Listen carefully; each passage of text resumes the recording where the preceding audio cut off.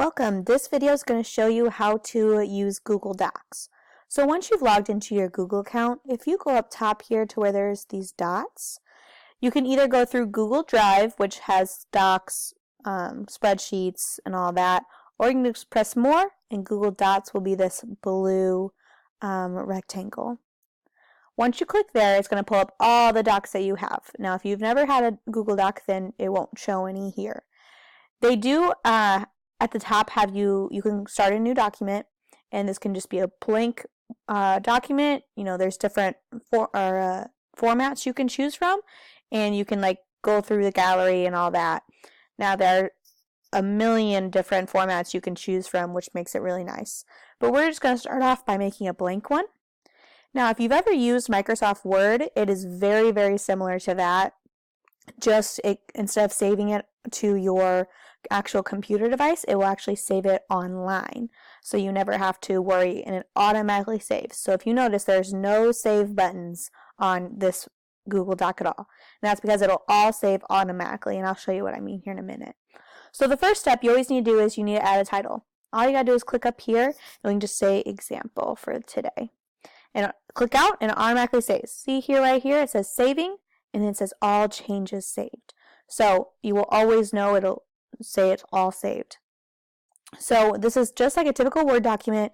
You can just start by typing on this document, and it's just like a normal Word document. And you can always, change the type of text to like a heading or a title.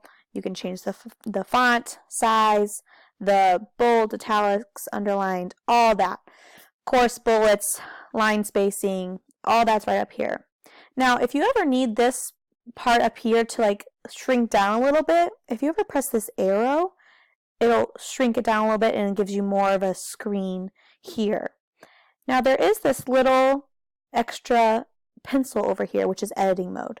So you can either be in a mode where you're editing directly to your document, which we are in editing mode. That's what this pencil means. We can edit this no matter what. If we click suggesting, when we try to make an edit, it'll just make it as a suggestion. So if you were ever sharing this document with anybody, you could just put suggestions on there. Or you can change it to viewing mode, and if you give it to anybody, they can only view it and they can't actually edit it, which is a really nice feature if you want it to stay the exact same. So there's all types of stuff when you go up to file. You can always, download it if you really wanted to, and make it a Microsoft Word, a PDF, anything like that.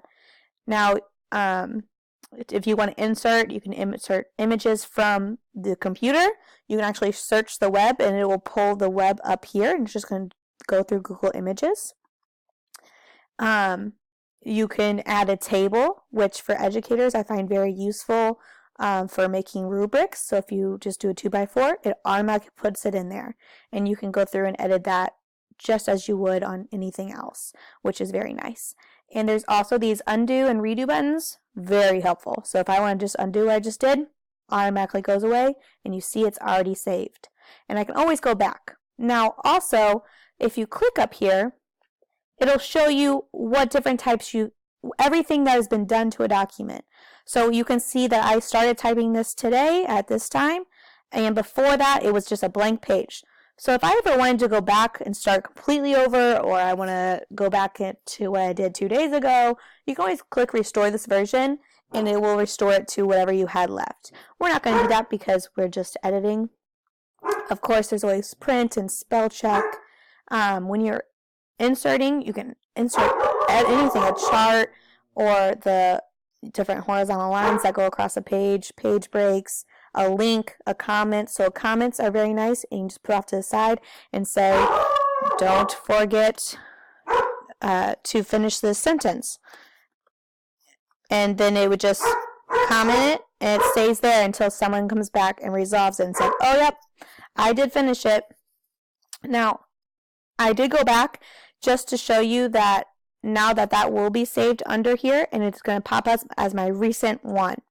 So this down here is my example that I just made today. So it just does this by recent documents. You can, of course, change it and make it, A to Z or whatever you need it to be.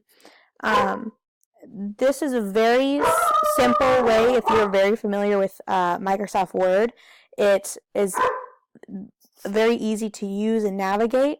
If you would like to share this document with anybody, you just click up here at the share button and you can insert people's names or email addresses. And the nice thing about this is you can also just share the link. So if you ever want to just, I'm just going to send you this link real quick so that way you can see it, you just click up here at the top and it'll give you the link, and anybody with that can view, or you can change that. It can edit, can comment, whatever you like, and you copy it down there. And same down here, if you put an email address, you can edit, comment, or view, which makes it very nice just to be able to quickly share through there. Now, I will show you some examples that I have done in the past, just for educator-wise.